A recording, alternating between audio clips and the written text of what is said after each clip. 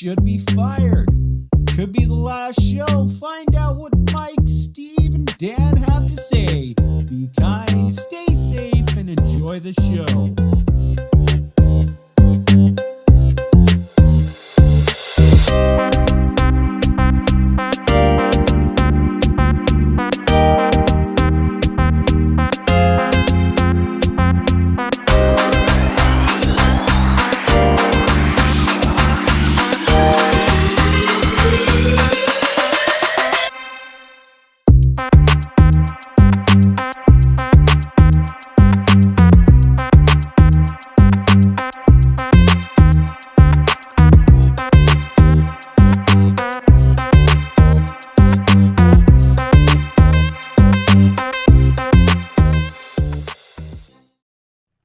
Hey everybody, welcome to another episode of Steve and Friends. I'm your host, Daniel Sanderson, and as the title suggests, maybe incorrectly, it's not all about Steam, but it is all about Steve and Friends. We are actually going to be talking about whether this is the last live stream or not. Is there value in it? Do you want us to continue? Your engagement is key to the continuation of the show. We like to hear from you. We love you all. Come on and let's hear what you've got to say. I want to bring on Mike Radzicki and Steve Keen all at one time because this is going to be a group effort today. How are you guys doing this morning? And I'm enjoying hot weather over here in Amsterdam. I'm still cool inside my house for technical reasons, but it is currently in Amsterdam on the about the 8th day of spring. It's 22 degrees. It was 24 a short while ago. So yeah, I should go surfing afterwards. I just, spring is in the air, and it's good to get out. So I'm glad to hear that you're getting outside and enjoying the weather. I want to give a shout out to Douglas, who's on the chat there, and I love it. I love it when previous guests jump back into the conversation. It's really great to see that we've converted them into the group, right? So that's a shout out to Douglas Dowell. What does he say here? Helping people kill sacred cows is a lot of fun. I think that's what he was referring to. Mike, how you doing? What's the weather like where you're at? Well, today's kind of mild, but 2 days ago we had a nor'easter, and we got about 7 inches of snow in Sterling. Super heavy. So I was plowing and shoveling for most of the day. I got a roof leak I got to attend to now, so that's fun. Everybody around here is preparing for the Eclipse on the 8th, a couple days from now. And all the physicists at WPI are all at Twitter. They're going to be setting up all sorts of gizmos so we can look at it and not go blind. So that's kind of... Are you going to go out and watch it at all? Can you actually be in the direct path of it, or are you too far away? Well, I think it's Vermont is the direct path, but we're pretty close, and we're going to get a good look at it, I guess. And they have their, telescopes or contraptions so we can view it without, because otherwise you got to wear special glasses, I guess. Yeah. And even our dog, they say keep the pets inside because they'll look at it and go blind or whatever. So, but it's a big deal. It's university campuses, they go, the physics people go crazy. So. No, they were supposed to be going to a conference in Austin, Texas, that was going to have that as part of its event, but nothing has come of it. So here I'm in Amsterdam instead, a long way from the Eclipse. Yeah. So I want to share with you guys. I think I shared with you last week, but I have this anecdote of a feeling from out of this world, and there was an eclipse that I experienced. That makes that claim true, right? So basically, the moon goes in front, like in the eclipse. You don't lose light level or anything perceptible, any perceptible light loss, right? But when you feel the sun on your face, you can feel the warmth, and then kind of akin to standing there and noticing that the clouds go across the sun. You'll notice a decrease in warmth, right? So you intuitively know that. But when you look up at the sky and there's not a cloud in the sky and the eclipse happens and you feel a noticeable decrease in warmth, That's why Yeah, I that's going named to it. happen. Yeah. Yeah, like a feeling from out of this world. It was really, really interesting. And I recall that experience of when I was standing there, and maybe a layman's use of an instrument to look at and observe the eclipse. A lot of people were actually standing with their back towards the sun and looking at the eclipse through their phone's camera, which was really interesting. Like Plato's cave, kind of. Well, you've got to do it. I mean, what was it? Was it Trump who took his glasses off in the middle of an eclipse? That vaguely rings a bell from the 4 years of madness, 2016 to I, I 220. could, I, speaking of otherworldly events, we also had an earthquake here yesterday. Yes, I saw. Yeah. In New Jersey. It was centered in New Jersey, but our buildings were all shaking a little bit for about 30 seconds in Worcester. So that was exciting. Nothing really bad happened as far as we know, but yeah. I mean, that's a pretty. I mean, if people normally don't know this one, I only learned it by doing some research on earthquakes. But apparently, the Richter scale is not just logarithmic; it's logarithmic base 16. So, earthquake force 2 is 16 times the force of 1, and 3 is 16 times the force of 2, etc., etc. So you get to 4, and you're definitely going to get a shake. And there was an earthquake in Australia that flattened quite a few buildings with only about a 4.5 magnitude because they weren't designed to take the yeah, shaking. But I think Taiwan got hit by a 7.4 this week. Now that's getting heavy. yeah, That that's a big one. that destroys buildings. So And yours create about a tsunamis 4. Yeah, yours about a 4, which like on that scale is about 3,000 times smaller than the one that Taiwan had in terms of the amount of energy. So, Wow, wow. and it's still enough Yeah, to it shake wasn't. you around. It was more interesting than any. And it wasn't frightening or anything. It was like, what was that? Oh, that's kind of weird. That's kind of neat. And given that nothing bad happened, it's kind of Yeah, weird. yeah, I'm, yeah. I'm I curious, Steve, yeah, about the yeah. logarithmic scale. So would you say that normally the logarithmic scale is used on a base of 10 rather than a Oh, 16? Like that's the that's standard thing we do, just because I mean the base of logarithms is the pure exponential number ln 2.713 blah blah blah. We make it 10 because it's easier for us to think that way. So with the standard logarithmic indicator, you'd say 2 is 10 times what 1 is, and 3 is yeah. 100, and so on. I don't know why they chose 16. It just, Tony here, it wasn't an earthquake, it was Trump stock value in Truth Social hitting the floor. Maybe it was Trump hitting the floor in Truth Social. But anyway, I believe he weighs 225 pounds on the Richter scale. Yeah. And the jokes are going okay. Now, Mike, did you mention something about Taiwan? Because I wanted to pause there, and because I mean that was massive. There was a lot of destruction in Taiwan. Did you? Steve 7.4. mentioned it. Yeah. Yeah. Yeah. I've got a good friend, one of my old PhD students, and we should have on the show one of these days, Tim Gooding, did brilliant work on multi-agent modeling. And Tim's partner is Taiwanese, and she moved back there when she finished a PhD. So they've moved over to Taiwan, so he's living there. So first thing I did was contact him and see how things were. He was fine. His wife was inside their 14th floor apartment when it didn't. Said anything that wasn't nailed down fell over. So it's pretty scary when it happens. But Yeah. Taiwan is built for that sort of stuff. I mean, they know the buildings are just like Japanese buildings, and apparently Mexican. I'm told that there's so many earthquakes in Mexico that the original earthquake was made base 10 book. Good one, Tom. Yeah, so Math jokes. yeah, but Mexican buildings are apparently also designed to take account of quakes. And I saw a little promo for a Taiwanese building, which is apparently like about an 80-story building, and that actually has a counterweight up on the top 78 to 82 floors, weighing several hundred tons. And because that sways in the opposite, when the building sways, it doesn't, and then vice versa. That operates as a mechanical damper. So, Mike, that's the sort of thing you should take a look at. The classic system dynamics. Yeah, there was a building in Boston, and I think this is true. I'll tell the story quickly.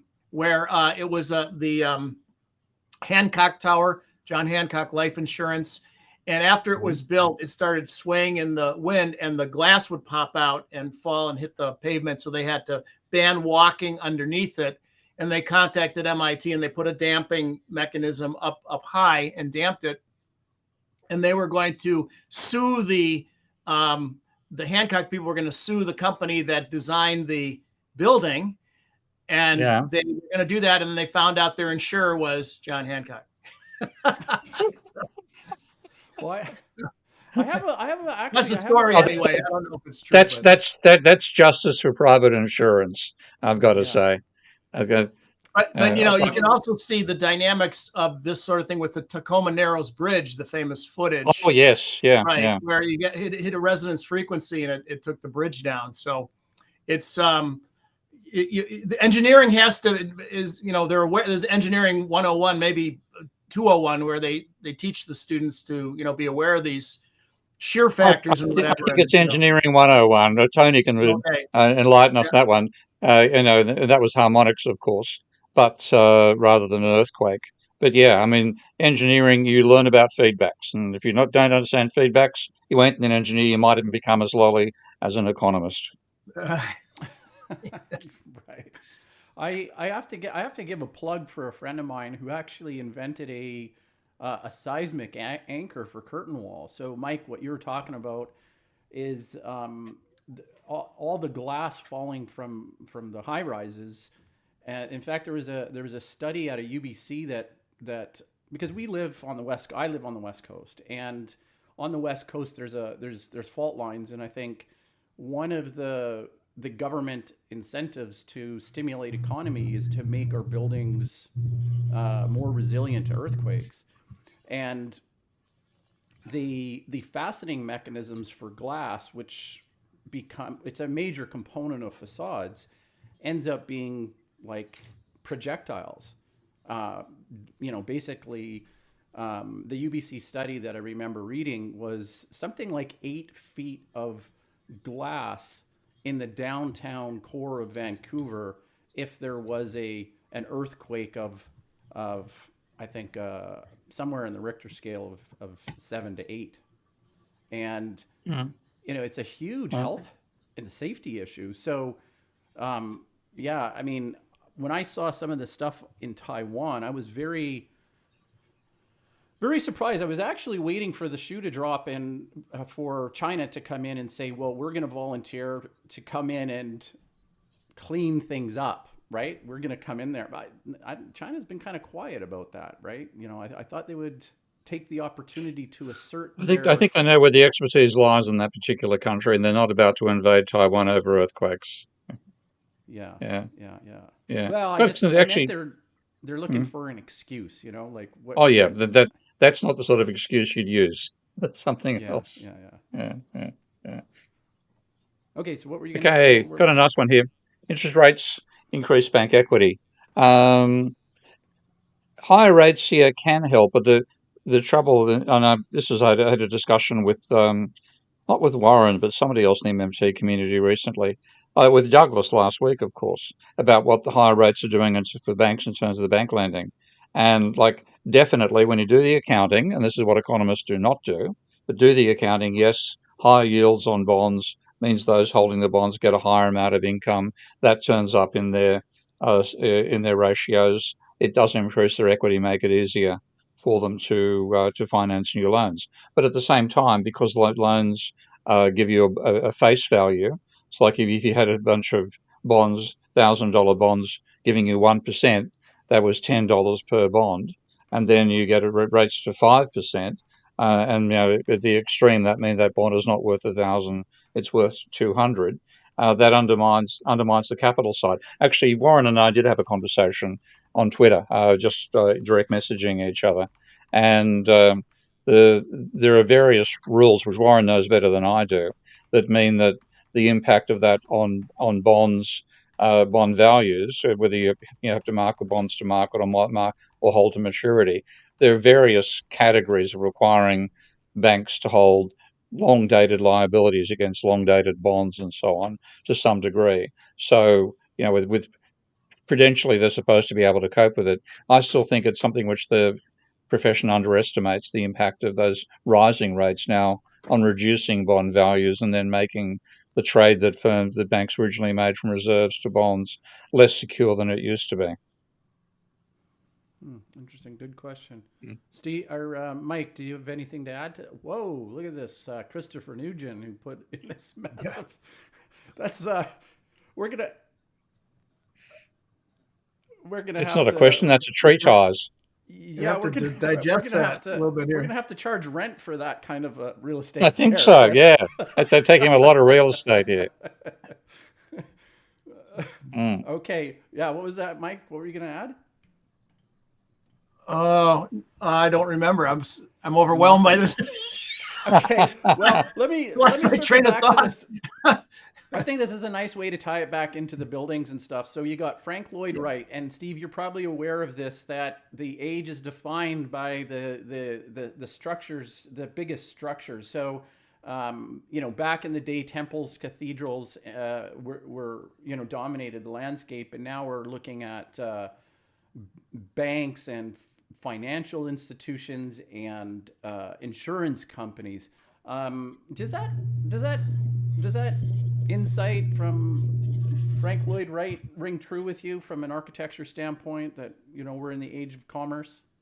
Absolutely, yeah. It does, eh? I mean, like the classic on that front is probably we're in the age of marketing as well, and the ultimate there is that the Sphere in Las Vegas, which is an enormous amount of money thrown into a structure whose sole purpose is to make money by marketing itself and other vehicles. So we're in the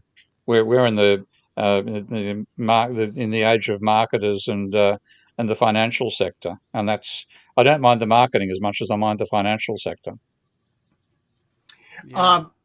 Circling back to the question about rising rates, when the central bank raises rates, seems to me that when there's a debate between, let's say, Steve and Doug or somebody, it's a modeling question. That with complex systems, I'm always reticent to say I have the answer before I run a simulation, because unless you design, it can be a very large model, but if it's dynamically simple, usually linear, you know what's going to happen before you even run the simulation. If I make this number bigger, it'll grow faster. And then, it did. So no big deal. But a feedback-rich model, which would be more applicable to a real complex system, you really don't know a priori before you run the simulation. So what you'd want to do scientifically to answer that sort of question would be to model what happens, model reality when interest rates rise. What happens, throughout the system, and then run the simulation and see what happens. And keep going, Mac. Yeah. So kind of period end of statement. I mean, that's the one way to really find, and then you can start to say, I don't believe that result. Okay, why? What's incorrect in the model? Point out where I've made a modeling error. Usually, that's not it can happen, but usually that's not it's a sensitivity of a parameter or something. And you say, all right, let's run it a couple of different ways and see if it matters. Usually it doesn't. I put a very, very simple model of what's going to happen with bond values when you put up rates at a Deminsky model on the point. One of my blog posts covers it somewhere back in antiquity. And the point I used, just to make it simple, I just assumed the bonds were, what do you call them, consols. Yeah. So with a console, there's a directly inverse relationship between the rate of interest and the value of the console. So if your rate's going from 1% to 5%, which is the sort of change we've been through, then your console is going to go from being worth $1,000 to $200. And then somebody asked a question related about what's the trade-off. If that happens, you've got a fall in your assets. You don't have a fall in your liabilities. So you have to take the fall in your equity. And that's why it's so dangerous, potentially dangerous. But then the other point is, well, how many bonds are marked to maturity, how are marked to market, which are the ones which will fall in value. What's the distribution, short-term versus long-term bonds? What how much go you let it hold to maturity, and then the danger, the reason this is still so fragile, and the reason I think it's the sort of thing which should be modelled by system dynamics before they do nonsense like putting up interest rates, to supposedly control inflation.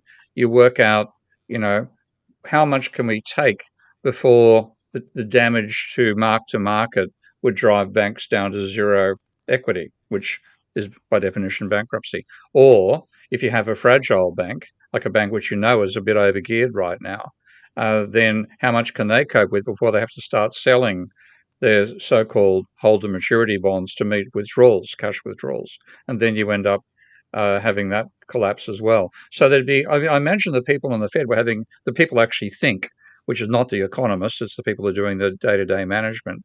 They would have been wetting themselves occasionally over the whole experience of putting up rates. And they're lucky it's only one bank that fell over, I think. So going back to Mike's point, find out what's going on at the ground level with the banks, and collect that information, Mr. President and Vice President or branch manager. Like what are you worried about, right? How will this? I mean, this is the sort of thing. If economists were engineers, this is what they'd be doing. Okay, they're not engineers; they're bullshit artists with shithouse mathematics that they think is advanced. But because there's a huge disconnect between the practical people and the so-called theorists, you don't get them, I imagine, doing this sort of stuff. The theorists just advise the board. If you read, it's a really educational experience, and education in terms of realizing how uneducated our so-called leaders are, is to read the Federal Open, the FOMC, the Federal Open Monetary Committee. Markets Committee, yeah. And you read the guff that those idiots, by idiots, I mean Ben Bernanke and friends. You read their stuff that they haven't got a fucking clue how the monetary system they're managing actually works. Talking literally in terms of money multiplier and just not having any having a FOMP actually sounds like it's throwing up, which I think is quite appropriate. But their level of ignorance about the actual nature, yes, idiot savants, of the actual nature of the system is huge. Whereas if we had economists who actually understood the plumbing and therefore the engineering, then they'd be saying, we're thinking of putting up rates. What impact's that going to have on the valuation of the asset side of the banks now? Which ones are fragile? You could have that conversation. It just doesn't happen inside the FOMP or the Federal Reserve, because the FOMP is driven by a bunch of ideologues who think they're intellectuals, and the real work is done by people who don't want to talk to those idiots in charge. Well, historically, Mike, I have to give Steve some props here. He's simultaneously staying on top of these comments, responding to them, and on fire. So I'm saying, I'm prompting the guys, the people that are watching this, keep firing it, because you're doing a great job, Mike. Go ahead. There's a nice question here about marketing marketing by people who don't understand what the fuck they're selling. I really do recommend take a look at the FOMP committee meetings. You can find them all. I think they've got there's just some type of time delay involved, but do take a look at them from 2008 to 2009. It's fascinating reading, and anybody who reads that ceases believing in conspiracy theories, because if those are the conspirators, they haven't got a bloody clue how the system they're running works. Yeah, I think there's a 2-week delay on the minutes, and then the transcripts. Okay. And the transcripts that have all the really good stuff, I think it's a 5-year delay before they release them. Yeah. Well, it's still a good read. Yeah. So, yeah. I was going to say, historically in the U.S. anyway, the conflict that the leadership of the Fed is between those who rise to the top leadership positions from banking versus those who rise to the top from economics. And it's more economists now, although Jerome Powell's a lawyer, I guess, but it's a little bit different. But that's in the early days of the Fed, it was bankers, and in more recent times, it's been economists running the place. Interesting. Hey, Mike, tell me about some projects or some organizations that have actually approached you from outside of the university to do some modeling. Like, what are some examples that come to mind, if maybe that you're proud of or not so proud of? Well, several come to mind. Actually, this week we had a admitted students day, where the high school seniors who have been admitted, they haven't necessarily accepted, they come with their parents to the university and they get tours and all that stuff. And I had to give them a talk. So I did a system dynamics thing and games, and I let them call out what they wanted to do in the games. And afterwards, lots of parents thought it was really neat. And one of them was an engineer from IBM, and he's invited me to give a talk at IBM about system dynamics and gaming. May or may not lead to anything. I don't know. I'm working on a project for a large pharmaceutical company where they're trying to rethink clinical trials. And they're a multi-variable complex system. When you're trying to improve it, there's all sorts of aspects to a clinical trial. You want it to be done on time so you can get the drug to the FDA and then to market. You want it to be on budget. You want it to reduce non-adherent subjects, meaning they don't take their pills, but they don't tell you. And then they complete the study and they get into the database and it's incorrect data. You get people with adverse impacts. They get a rash, so on and so forth. Then there's all different. Well, what do you do? If you catch somebody who's not adherent, do you throw them out or do you rehabilitate them? If you get a new guy, it's more money, and on and on. So what do you do to improve clinical trials? So we're working on that. And then I was involved in 4 court cases recently. They're completed, quite high profile, where system dynamics is being used. They're civil court cases to estimate damages. It involved the opioid crisis. And what you do is you build a system dynamics model of whatever the thing is, the situation is, including the alleged misconduct of a company or a person, whatever.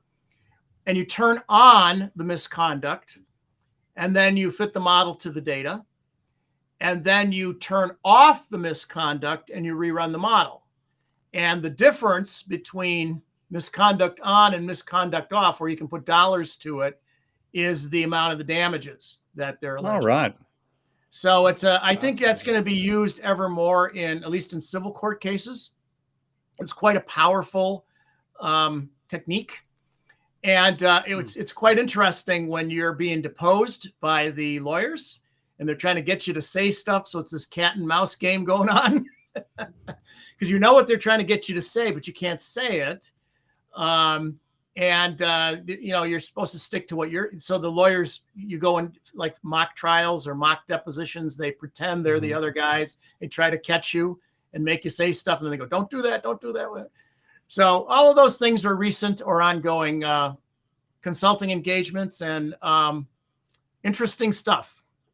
Good for you. That's really, that's impressive. Steve, I'd like to get an update of number one, the thesis of your upcoming book and why you wrote the book. And then we're going to jump in and we're going to get Mike to read the top chatter. So Steve, can you give us a little bit about your upcoming book and why you wrote it? Okay, it's called Rebuilding Economics from the Top Down, and interesting enough, it's just a side effect of getting that 6-month position in Budapest, which was effectively a 6-month sabbatical. And I didn't have an idea that was going to happen before I got there. When I got there, I saw the contract I had to sign, and it required me to do 2 things: write a book and write 2 blog posts. And I thought, well, this is fabulous. What I want to do is write a book. And the fact focuses on the economics of sustainability. And I thought, well, what I'll do is I'll talk about how economics should be structured. And that's why I took the top-down approach. So again, Mike and I are very much on the same mind here. Economics got well ahead of itself by trying to model from the bottom up. This is all the stuff that physicists have only done after they worked out the top-down laws. So work out the top-down laws first, and then some later generation can do the bottom-up nuances. So the top-down means differential equations and modeling the economy as a dynamic system dynamics, and so on. That's the basis of the book. I also take apart some of the neoclassical stuff, and this is one of the benefits of having the sort of thing sabbatical used to let academics do. And now, because of the way that it's been taken over by the bloody marketing mobs and the parasites of the vice chancellor world, you don't get sabbaticals anymore, and you don't get the sort of deep thought. But literally, I was just going to explain why the theory of competition the neoclassicals are into. Firms maximize profit by equating marginal cost and marginal revenue. Thought, well, that was nonsense. Then I had a dream where I solved the actual correct formula. Woke up and realized, like typical dreams, there was a snafu in the middle of the concepts. But I then worked out that equation, which is bloody simple, to show what actual firms do to profit maximize, which basically is flog as many units as they can, because they never reach the point where price equals marginal cost. And so that's also in the book as well. So it ended up being what I call a mini version of my magnum opus. I've wanted to write the positive version for debunking economics, where I say what economics should be. And I thought I'd never get the time, but the 6 months in Hungary gave me that time, and so they asked for a 30,000-word book, and I gave them a 75,000-word one. Wow, good. Okay, Mike, top chatters. We're gonna. You can start where you want. If you really want to do a random response, you can. That was pretty crazy last week. Go ahead. You can start where you wish. Yeah, I'm not going to go random. It's hard enough. But anyway, what do we have here? A Dojo's Life, Blue Bay, Hugh N. Larry Summers joins us again. Dragai, Douglas Dowell, JD. So we have attorneys present. Danger Zone, Interactive Research, Tony Wilson. Nicholas Gomez, Ghost on the Half Shell. Econ in One Lesson, Andrew Sullivan. Web Freaks, Jujuju, Michael D'Souza Cruz. Mano Haran, Joe Polito, Big Hammer, Jim Roberts, Earhawks fan, Brendan Day, Political Econ 101, Nicholas Gomez, John Watson, Teddy Bruschke, Gavin Van, Lana Dell Hates the Clock. Hi, Lana. Mr. Spicy Salsa, Matt T, 3431 433, Harry Hangman, Philly, Casey Howard, Snert, Rich, Tom Kopp, Emily Ray, I guess Bob Wones, Brian Hoad, Jovian R, Oz Whistles, Tom Robb, J Bay 088, D Smith, D Django Geek, and French Twist. There we go.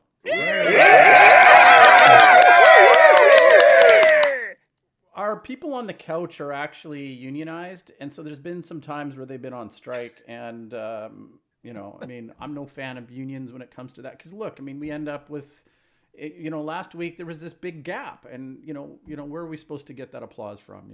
Anyways, so I'd like to. There's a question from JD, and then I want to go to Bitcoin. So let's pull up JD's question, and I think it has to do with something about the.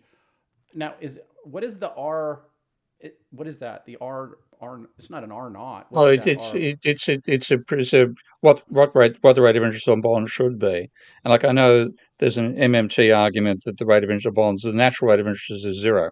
And that comes down to the fact that when you've got the government creating, I haven't read the arguments in detail because my a priori says I don't agree, so I haven't bothered reading them as carefully as I should. But the basic argument, I think, from Warren and also from I can't think of another leading MMT writer, is that the natural rate is zero because if the government creates more reserves by spending more than it gets back in taxation, that drives the rate of return on reserves down towards zero, and that supposedly is the natural rate. I think my attitude about rates on bonds is going back to the days my father was a banker, when banks were relatively passive entities in the system. And they were passive entities because they've been active entities in the 1920s and caused the Great Depression. So they were very chastened. And the rate was about 3%. And that meant they got a 3% rate of return on the money created by the government, which they stored in their bonds. They were required to hang on to the bonds. There were rules that didn't let them sell all the bonds to other parties. And with that combination, you got a reasonable rate of return just from holding the bonds. And that, I think, largely covered the cost of maintaining the payment system. And with that attitude, with the cash flow coming in, you weren't out there trying to get everybody to sign on the bottom line for a Ponzi scheme loan. But when you get the low rates of interest on bonds, then that's all the more encouragement for banks to go out and try to get people into, borrowing to buy that extra house and drive up the house prices that way. So I think there's less damaging behaviour by banks with a positive rate of interest than with a zero on bonds. That's not going to get rid of it entirely, of course, but I don't mind them getting a return for maintaining the payment system. Mm-hmm. There we go. I like that. The Django Geek. Thank you for that explanation. The neutral rate of interest is defined as the rate that is neither restrictive or stimulative to the economy. Maybe it's a moving target, but it's an interesting. That's the trouble. I mean, economists have been chasing moving targets for decades. What's called the natural, not accelerating inflation rate of unemployment was a piece of shit made up by Milton Friedman and his optimum quantity of money paper, as if there was some rate of interest at which there would be no change to the rate of change of inflation. And that became part of the mainstream models. They're always trying to estimate the NAIRU. Then there was they had what they call the natural rate of interest. They also try to estimate that, and what you get out of them, they're basically moving averages of the previous data. And the classic for that happened with Greece, where after the terrible devastation done to the Greek economy by austerity in the aftermath to the global financial crisis, when Yanis Varoufakis was their finance minister and fighting the EU, the calculation they now do, which is about what do they call it? The gap between the actual level of output and the um, the natural, whatever called the natural rate of output. They got a gap in saying that the Greek economy was overheating when the unemployment rate was about 25%. Okay? Overheating because of their magical moving targets ended up saying that the rate of investment needed to be lower in Greece. Total nonsense. But all this, I'm very wary of anybody who talks about a natural anything in economics. Yeah, good point. Okay, Mike, I'm going to switch the topic over to you, and there's Julie's got something, hopefully a comment about Bitcoin that she can pull up, and she kind of prompted us a little while ago. Well, that's an easy question. Yeah, thumbs up or thumbs down? What do you think, Mike? And how do you Well, how do you approach it? What's your thought?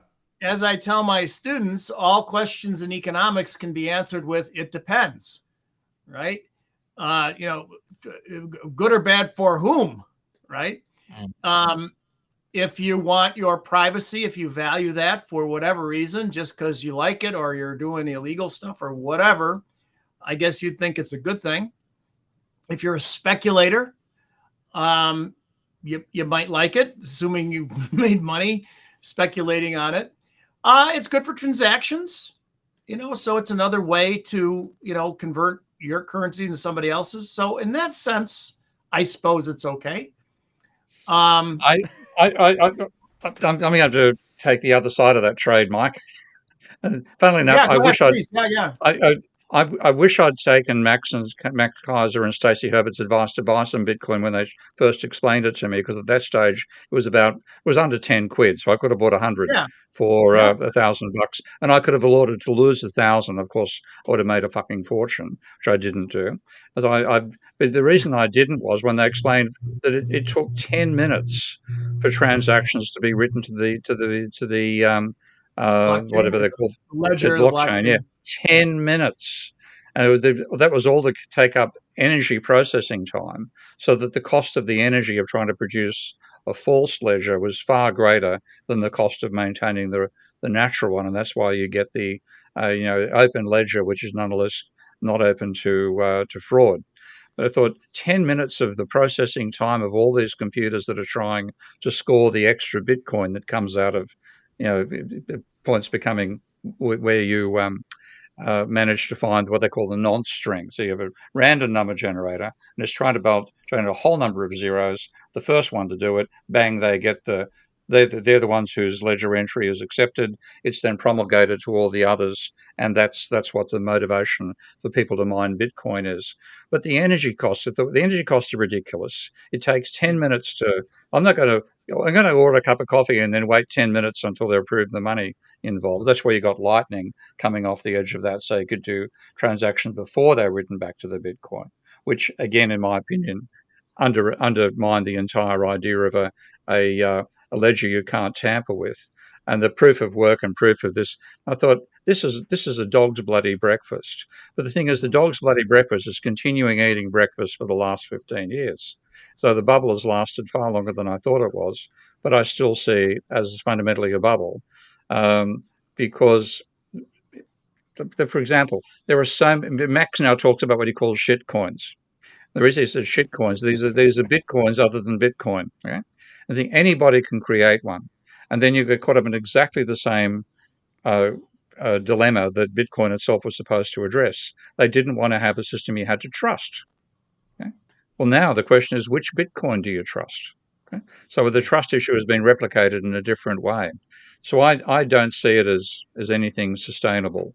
And the big thing to me is when the energy crunch happens from climate change, at some point, the easiest things to reduce energy consumption across the planet are ban international tourism and ban Bitcoin. And I'm waiting for both to happen.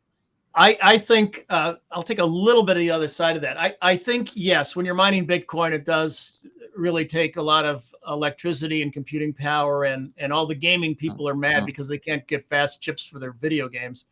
Yeah. But I think what I've heard argued is that the real value of Bitcoin is not Bitcoin, but rather the blockchain idea, and it can be used for, medical records and stuff like that. Again, if it takes 10 minutes to write a record or something, I don't know, but that might be improved over time. That's only because of the energy. You wouldn't need it to use. But I don't think Blockcoin's not much different to a linked list, is it, Mike? As far as I can tell. Blockchain to me looks like a cartographical version of a linked list, which is one of the easiest databases to define. I don't think there's any computing. To me, I could be wrong here, but my feeling is that blockchain is not an innovation in its own right. I don't know enough about it to answer that either way, but that's what I've heard. It's just like they'll say Tesla, it's not the value, not so much as the car, but the battery technology. I don't know. But the other thing, though, is with the energy consumption, I think the biggie is going to be AI. That as that grows and is used everywhere, it's also a giant energy hog, electricity hog. And that AI and electric vehicles are going to really strain, at least in the United States, the grid. And if you're unwilling to go nuclear because you're afraid of, whatever harmful things might happen, I mean, people in general, politically or whatever, I think that's going to be a real issue. Yeah, I mean, I've got one thing in my book. I might as well get a bit of controversy out here. Is the final chapter dedicated to Richard Werner's previous book done at the same place, the Budapest Center for Long-Term Sustainability. And as part of that, I mean, Richard knows his stuff on money. Great respect for his work on money. When it comes to everything else, he's a big tendency towards conspiracy theories. And he argued that, first of all, carbon dioxide wasn't causing warming, quoting one of the known deniers, Judith Curry, I think it was, to support that argument. And then he said also that the growth in virtual economy, so AI as part of that, will lead to a situation, the shift from manufacturing to services, in other words, will lead to, and I think this is a direct quote, economic system free of the parameters of this planet and not subject to the laws of thermodynamics. And I read that and I thought, oh shit, this isn't a book series my book is being published in. There's no damn way that I can avoid writing a comment on that and saying what a load of garbage that is. And of course, a huge part of it, when you look at AI, the energy consumption of, as you say, Mike, are huge. So a huge number of server stations are going up to provide the processing power to enable AI to function.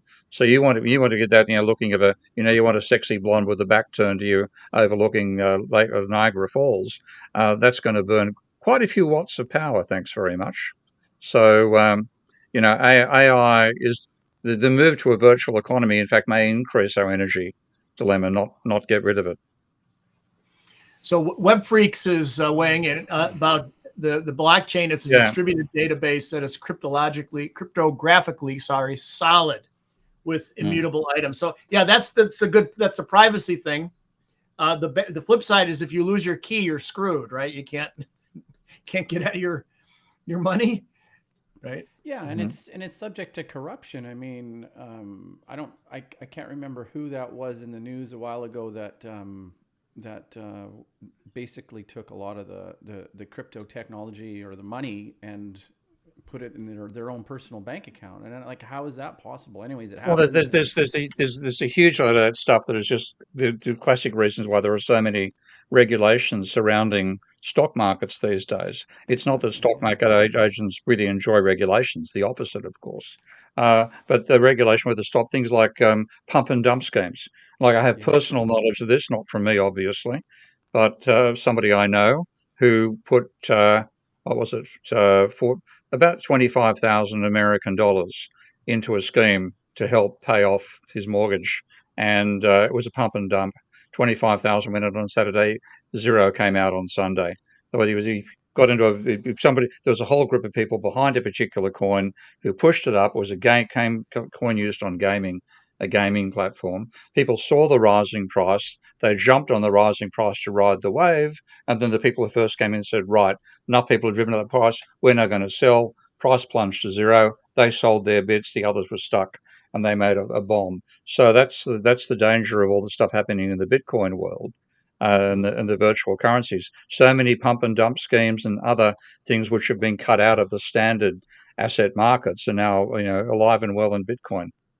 yeah. I like how you'd used the word a priori in the sense of approaching a problem solving or an analysis, right? And I got to give Mike his props because I feel very similar to how I frame Bitcoin. And that would be on one side of the equation, you have a group of people that seem to be waving the anarchy flag, right? And then on another side of the coin, no pun intended, but the other side of the coin, you have the people that are speculating to look for massive um, explosive returns, right? And neither of those um, identity statements form what what I would consider myself. I mean, I'm not an anarchist. Definitely not. I don't even see the value. Like, I don't know what your guys' thoughts are on moving to more of a But, non-structured Rousseauian well, you, environment. you get libertarians love it. Okay, so like a lot of libertarians will go straight to Bitcoin, and libertarians also end up being climate change deniers. We've got a question there from Economics 1 Lesson about Judith Curry. The whole idea of constraints of any sort goes against the ideology that they've produced. And we all know, I mean, the appeal of freedom is huge. Okay, the freedom to do whatever you like, etc., the Lockean definition, which you'd know pretty well, Dan, of what the definition of individual freedom is, as long as you don't harm somebody else with it. That just ignores the fact we live in a complex system where stuff you don't even know if it affects somebody else will affect somebody else. So it's it's one of those. It's a simplistic notion would only work on an infinite planet, which we don't live on. But the trouble is that the appeal of it is so great that people are willing to ignore the finite planet issue to stick with this idea of infinite personal freedom. Yeah, Well, that's right. the idea of no limits isn't that these folks don't understand that even if, for example, you hollowed out the earth and it was just filled with oil, that there Mm. might be a lot of it, but it's still finite. It's rather that technology and innovation will always overcome limiting factors, and resources are not, they become when somebody invents a use for them, right? So that's the argument, is that, not that whale oil is infinite, but rather when you're running out of whale oil to light your lamps, you don't sit in the dark. You discover kerosene and light your lamps that way. I want to bring this back to something, and I want to compliment you again, Mike, on the projects that you're working on. And I want to make the point of the pharmaceutical companies, which is quite often and probably rightfully villainized for various different reasons. But you have the pharmaceutical companies on one side, and then you also have the FDA on the other side. So just as pointing out and then maybe comment on it, it's very interesting that the private industry came to you for a solution versus an FDA governmental body to try and improve upon their their processes to make the institutional policies more efficient. So, I mean, what are your thoughts on that about private industry coming to you for either nefarious, but partially nefarious and partially good reasons? Well, the folks I'm working with, which are not the C-suite level folks, but some of them are physicians, some of them are PhDs, some of them are sort of just mid-managers, mid-level managers. Near as I can tell, sincerely want to help people and get better drugs to market and what have you. And I think they are open to any and all tools or perspectives that might solve the problem, or at least make things better. So, they first turn to the obvious, big data, predictive analytics, balanced scorecard, all the buzzword stuff. And then they get so far with those tools, Six Sigma, whatever, lean, all the, the stuff from the Harvard Business Review. And then when they're still not satisfied, they start looking for other tools. And so it's kind of as a last resort when they start looking at me, and dynamic modeling, which is, it's like differential equation. It's not like weird, magic or something. It's math. But it's not as widely known. And I think they just said, well, maybe we'll give these systems modelers a crack at things and see if they can do something with it. How did that come about, by the way, Mike? How did the invitation come about? One of my students worked for a pharmaceutical company and explained it. Yeah. So what my experience has been over the years is that somebody stumbles from a corporation, stumbles upon me or Steve or somebody in Minsky, whatever the tool is, and says, that's cool. I think we can use that. And they bring you in, you give a talk, they give you lunch, and then there's a conversation about, we want to do a project. And then a month passes and you circle back and say, where are we at? And they're like, oh yeah, upstairs wouldn't approve it. They didn't know what it was, or, we don't have budget this year. Thank you. Call me when you got budget, and nothing ever comes of it. But every once in a while, something does. So you take those opportunities when they arise and try and put a win on the scoreboard, Yeah, no, that sounds and the other thing is you've got to, and the students that I teach who are really into system dynamics run the risk of every problem is a system dynamics problem, even when it's not. And I try to convey, look, if it's not an SD problem, let's not try and hammer the square peg into the round hole. It might be just a regression problem. Just run a regression, right? And pick the right tool for the right problem. And when it is an SD problem, go to town and really put a win on the scoreboard. Okay, so tell me why, or how would you set this up in an SD environment? And this is one going back to Steve, because it's pulling on an earlier point of Locke and Hobbes. So for everybody, Hobbes is the Leviathan that required laws and stuff, right? So basically, could you model those two theories, or how would you empirically put those into an SD model and come out with something that was, I'm not even thinking predictive. I'm just thinking how do you pull value out of those two ideologies in a system dynamics model, or is it just simply not worth the approach? Well, I think it is worth the approach, but it's a question of whether people will accept the results. But if I think the classic came out of, was it Bormol, who came up with the term of spaceship Earth versus the cowboy economy versus spaceship Earth. And if you're in a cowboy economy, the libertarianism works fine because you have such a small impact upon the system that what you do, even if it's detrimental to some other people, doesn't really matter in the overall scheme of things.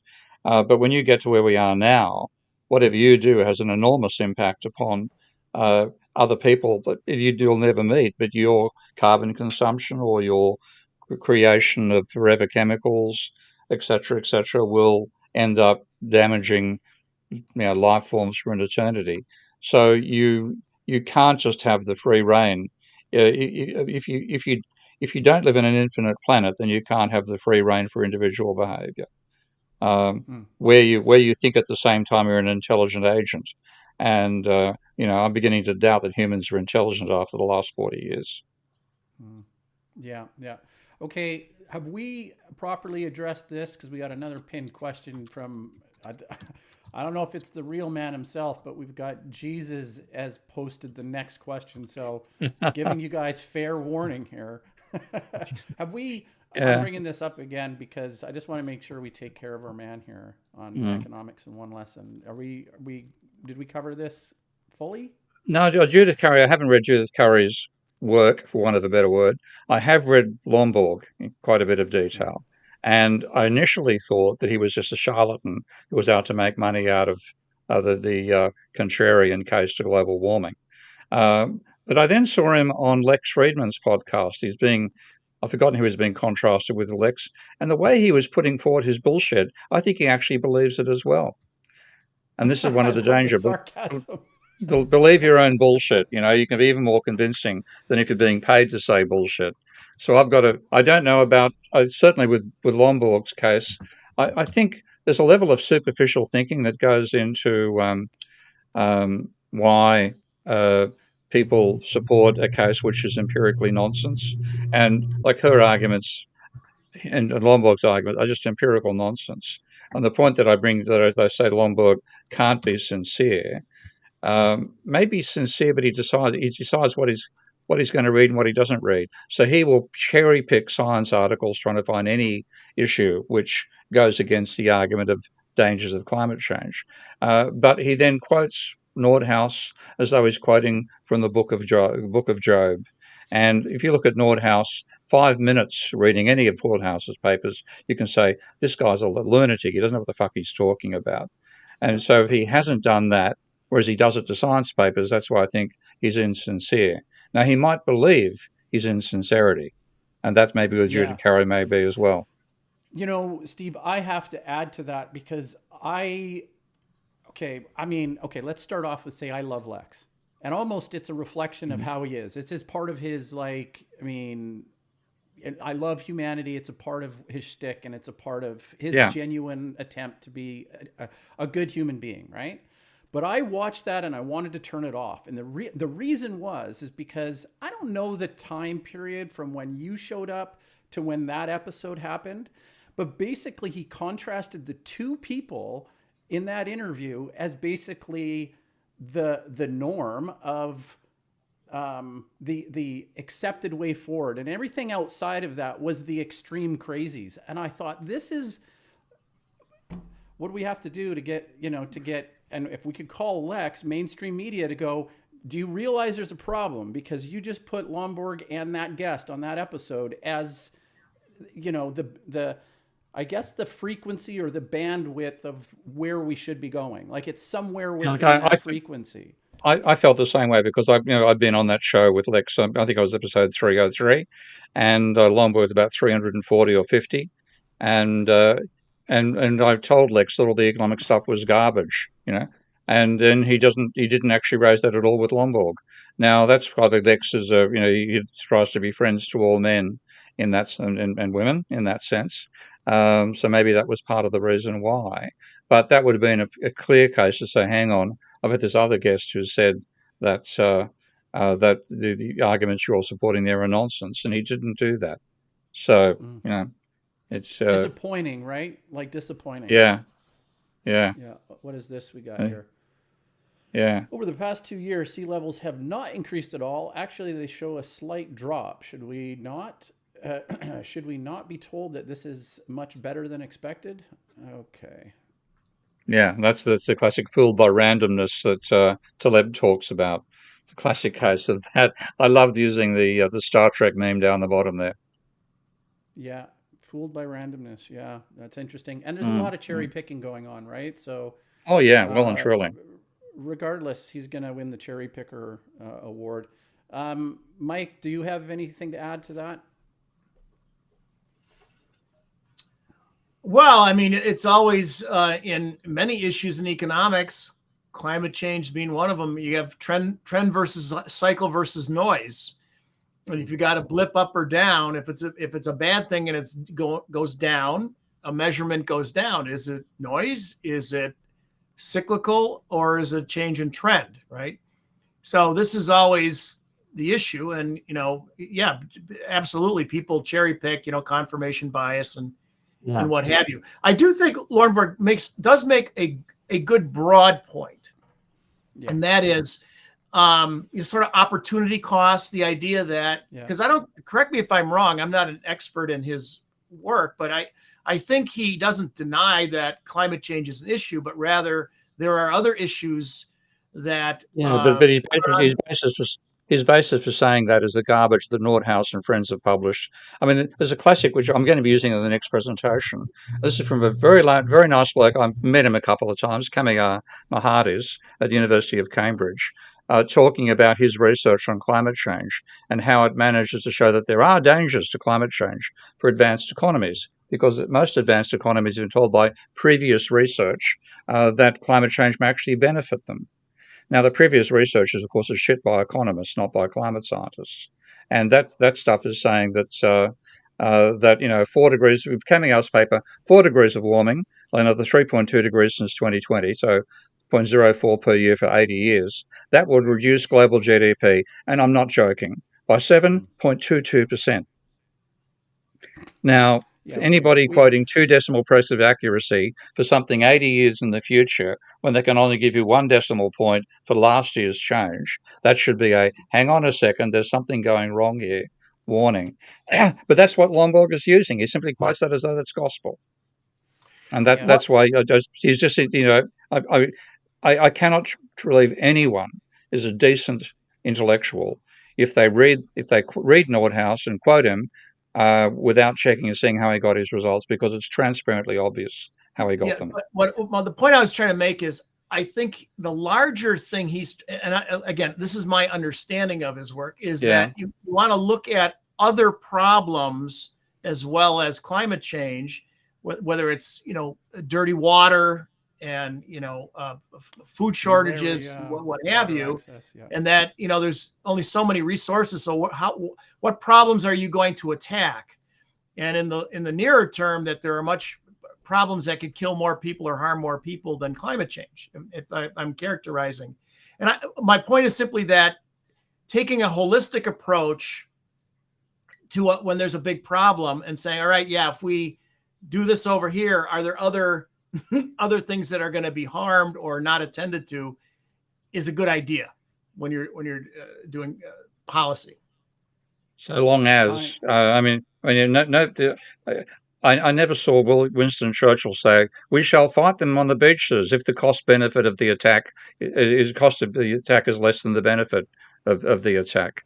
This is existential, and the trouble is that that Thornborg is using stuff that says climate change is going to be a trivial impact upon the global economy. When you look at the papers he's quoting, the worst impact they get out of climate change is a 0.3% fall in the annual rate of economic growth, and the one they get for the more normal predictions that most of the economists believe in is that global warming of 7 degrees above pre-industrial in 2 centuries' time, the trajectory towards that, will reduce the rate of economic growth by 0.02% per annum, 1/5 of the accuracy with which we can actually measure economic growth today.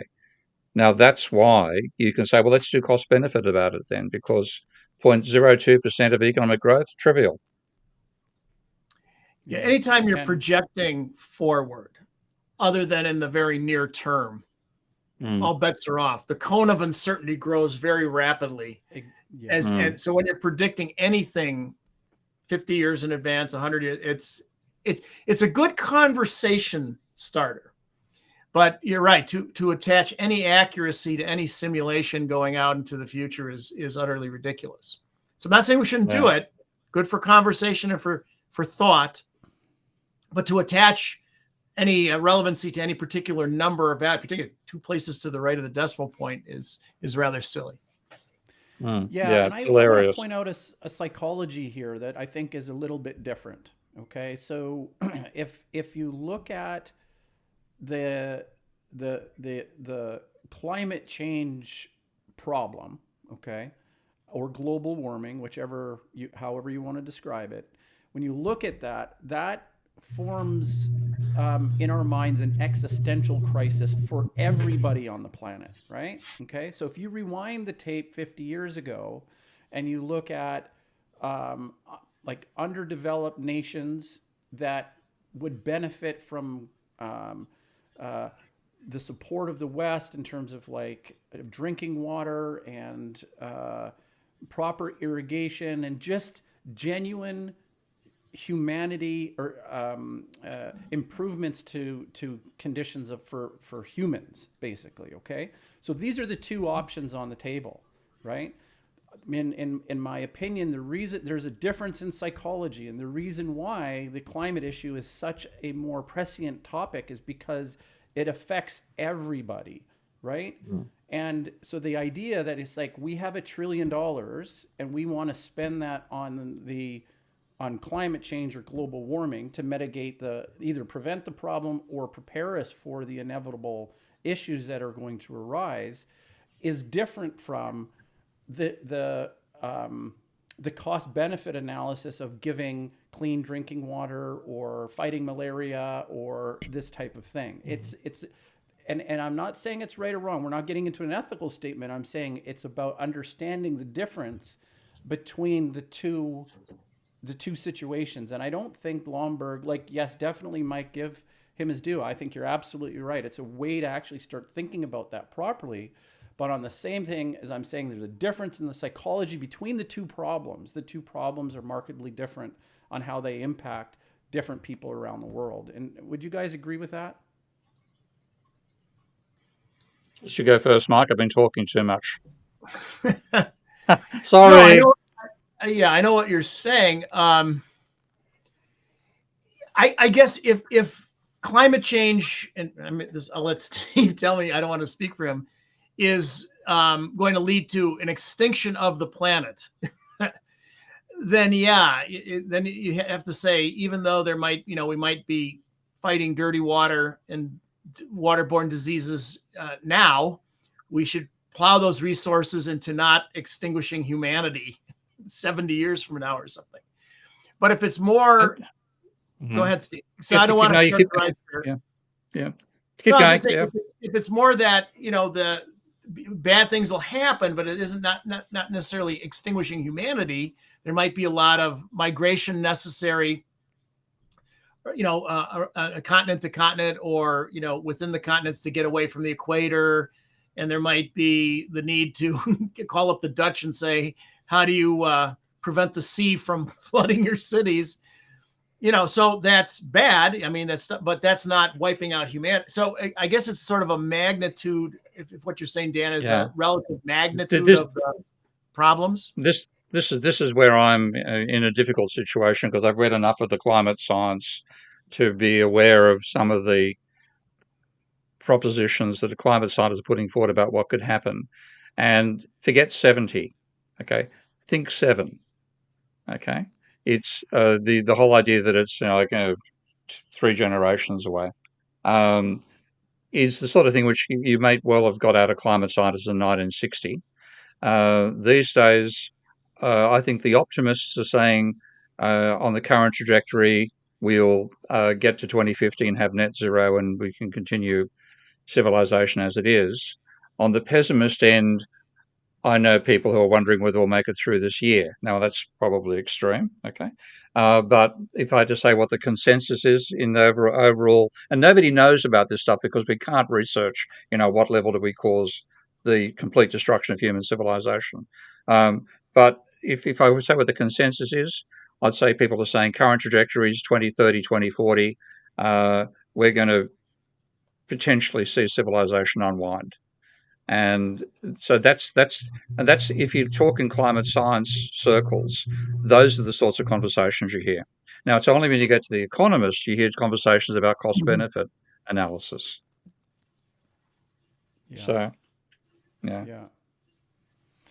yeah, well put. And I'm not, I mean, it's, and it wasn't a fully formed opinion. It's not something that I think it's just a perspective that helps provide some wisdom approaching the problem. And I think that let's give war as an analogy, and World War versus, and I'm not talking about in a atomic World War reality. I'm talking about world wars in the past. So you have various different nations around the world that are either participating in or have the threat of a war on their steppes with their neighbors or in some geographical region. Okay, now the threat becomes different when it's a world threat and everybody's pulled into it, right? That is, and I'm just saying that there's a difference when it's a threat that affects everybody's either existence or their way of life, right? I mean, World War II, for example, did not. We could say it could threaten the existence, but if the Nazis had won World War II, our existence or our identities as we would have known it would have been much different, right? And that's unarguable. I mean, you can't argue that, right? And fortunately, I guess that the West and I mean, shit, I don't know. I mean, guys, like, I don't know. I don't know where you sit, but I think we generally sit in a pretty good situation that the Axis powers won World War II. And would you guys agree with that? Oh yeah. But have you ever watched the Netflix series Man in the High Castle? No. Yeah. Like, Do not watch the sixth series. It was bloody awful. They obviously didn't know how to write the damn thing. But the first five were brilliant, and it was imagining a world where the Nazis won. But it was a Philip K. Dick short story turned into a five series Netflix show extremely well.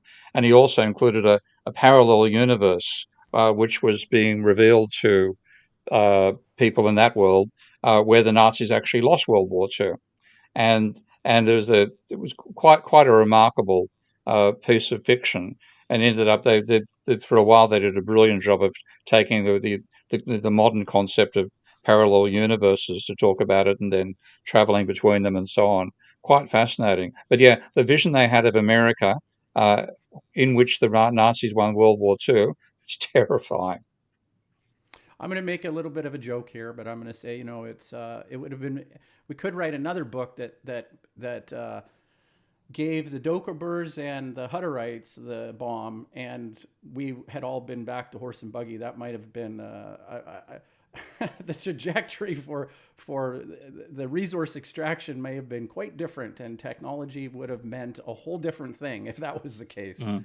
Mm. So sowing our own destinies with the explosion in non-governed limits of technological growth. I mean, the benefits that we get come with a price, and I think that pact with technology is something that philosophers have been warning about for, I guess, since the emergence of Kierkegaard and the existentialists, right? That the technology is changing us, and that comes with a price tag as we see the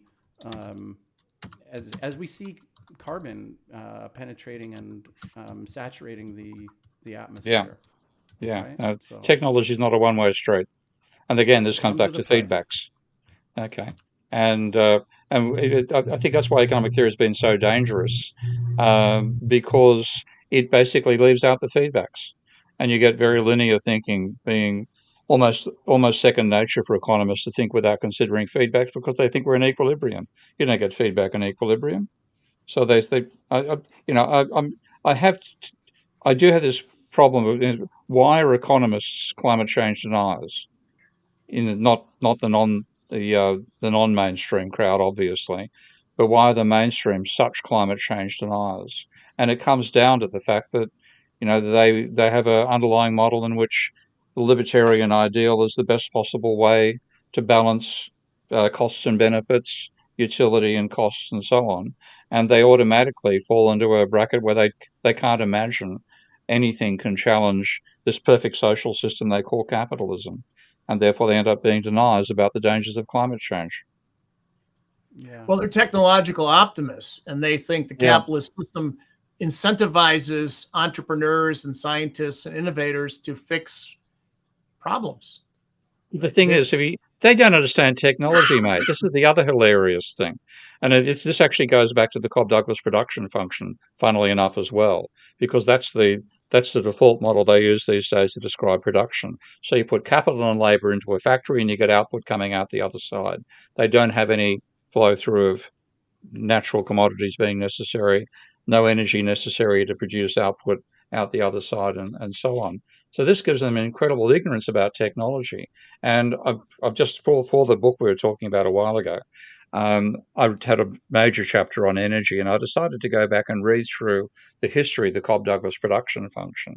And for those who don't know it, it describes output as being a technology component they call A normally, multiplied by labour raised to an exponent times capital raised to another exponent, where the exponents sum to 1. And that's for the basic idea of constant returns of scale. If you double all inputs, you double output, which is a reasonable assumption. But the reason they now have technology at the front there is that when it was first done by Cobb and Douglas, they didn't have technology as one of the parameters. They simply had a constant. So they fitted data they derived to the equation y equals a constant multiplied by L to some exponent times K to 1 minus that exponent. And that's where they got the 75%, the 0.75 component for labour, which implies that a change in labour is responsible for 75% of the change in output. A change in capital is 25%. And that's now been written in stone in all their equations. But if you take a look at what that was done way back in the 1920s, and they've stuck with those 0.3 and 0.7 numbers ever since. And the reason they've stuck with it is because along came Solow in the 1950s and said, look, you've got labour and you have capital there, but you don't have technology. We've got to bring technology in here. So I'm going to add the A factor, and then I'm fit change in A plus change in L plus change in K to change in output. And oh, look what happens. The A component is 85% or 70% of the change. This is what became known as Solow's residual. I mean, I'm getting a bit long-winded. I hope people are following where I'm going with this. But so what it meant was they stopped looking at how this data of L and K and Y fitted actual data, because back when Cobb and Douglas did this, they had to make up their own series, and they got this high correlation coefficient. When you look at the data today and you try to fit this L and K stuff to the data, you find rather than getting the exponent they wanted for labour of capital of 0.3, which is roughly 30% of output going to capitalists, and that's the current distribution of income, which justifies their theory of income distribution. Rather than getting 0.3, you get 0.8. Now, they haven't seen that because they've stuck with the 0.7 and 0.3 figures, and they put all the variation into the A. So they're talking about technology. They haven't got a clue what technology means. They have no idea of what's involved in engineering a new product. Okay, but they've whacked it all into the A box and they say, "Oh, technology will save us." Yeah. Sorry. Yeah. No, that's good. I'm going to actually go to Joe Watson's question here and then back to Jesus. So it's my coming to You're Jesus going back to moment. Jesus. Okay. Yeah, we're going to go back to Jesus in a minute. But this one's a little bit complimentary. So, John, there you go. Dr. Keen, go ahead. Let's read it. I get a few talks. Like I gave a talk at a conference in Dubai a few weeks ago, which was lots of people have to do what they call ESG, environmental and social goals. Their offices now in corporations are required to do that. So I spoke at that ESG conference in Dubai. I'm speaking at one next Wednesday. But the people who go along to this thing, they're going along to them so they get points for their accreditation process. They're not really going along to learn anything. This is the junket side of commercial conferences. So I go along and scare the bejesus out of them, but I don't know how much that actually leads to any change in the behaviour on the other side. I'm looking forward to the talk I'm going to give on Wednesday because, as well as focusing it on the denialism of mainstream economics, I've also found a mainstream economist very sincerely saying how his work is going to help policymakers make sensible decisions. And it's obvious that he is truly, sincerely destroying civilization without even knowing he's doing it. Okay, this one's from Mike, and then we're going to get Steve to read the top chatters. Or you can assign me. That's your choice. There's your flip of the coin. Okay, go ahead there, Mike. We got Jesus speaking. Jesus has the floor, and Mike's gonna. Oh, so well, I don't know what Ghost, you're yeah. gonna Most money is ones and zeros on servers. So yeah, if we had a grid down, uh, lots of luck.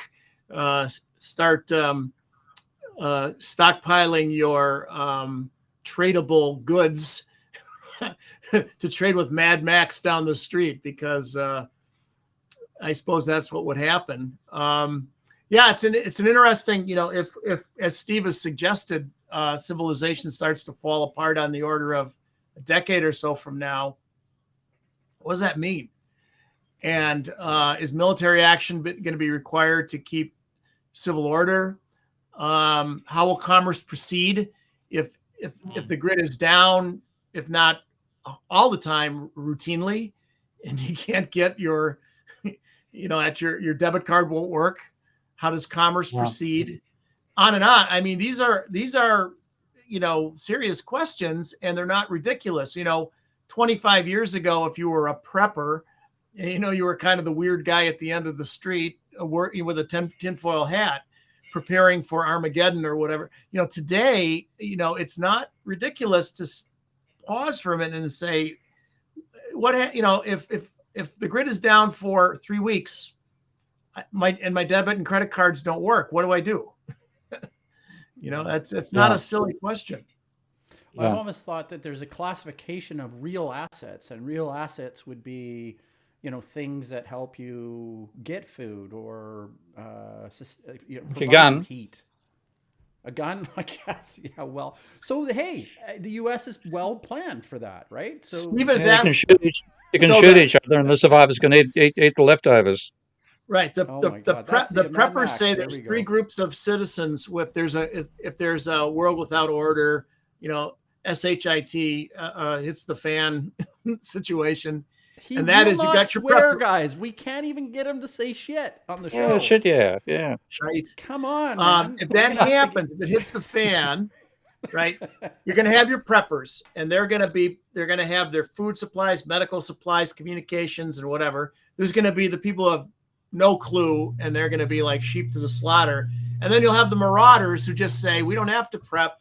We'll just take the stuff from the people who did all the work, the preppers, right, with their guns and stuff. So, again, not ridiculous. It's, I'm not saying it's going to happen tomorrow, but it's not like a fantasy world kind of a movie kind of thought process. Okay, top chatter. Steve, do you want me to read it? Do you want to sit back? Okay, we'll come to Skylar's question too after that if we can. Yeah, okay, hit me.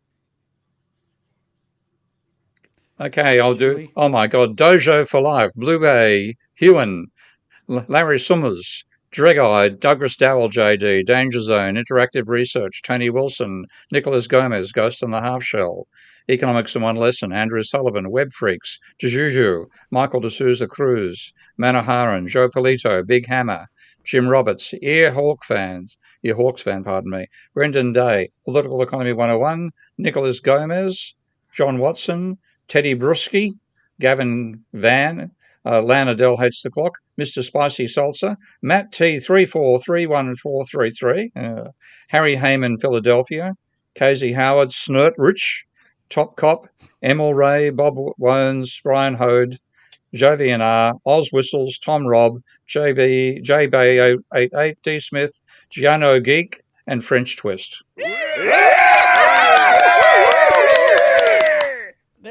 There we go. What were we going to bring back? You wanted to go ahead, Mike, but remind me. I was going to say, I just noticed when Steve read it that Dojo for Life, there was a number 4 in there. It looked like an apostrophe when I read it earlier, but sometimes it's the font that's being used where you can't decipher sometimes. Yeah, that's right. Okay, Steve, you had something. You said, Skylar had a question. Skylar's question earlier on. So I can find it in the list here. Oh, I got it. I got it here. When did humanity lose its survival instinct? Yeah. I think we've always thought that way. And this is why I think it's human capacity for self-delusion is where a lot of our empires have come from. You just believe you can go and invade the group next door, and the group next door believes the same thing. One of you is going to be right. The empire grows that way. and you get unsustainable growth going on indefinitely. Not indefinitely, you go until you destroy your resource base in some fashion or other. So it is something in humanity to think it's not going to die. And so I don't think it's losing our survival instinct. I think it's one of our frailties, our inability to imagine our own death, not just individual scale, but a social scale, that leads us to continue down unsustainable paths until the unsustainability hits us, and then society breaks down. And I think the main reason why governments are doing next to nothing is that's what governments want to do. I'm not talking about the bureaucrats. I'm talking about the politicians. Most people who get into politics believe they're God's gift to humanity, and I've known a few, and they think that the world would be better if they get in charge. And when they get there, they haven't got an effing clue what to do, and they do whatever comes up first in their instincts, and you get sheer chaos out of it.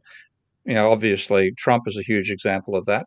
But Tony Abbott in Australia, whom I knew personally is a weird word to word with Tony, but I knew him personally at university.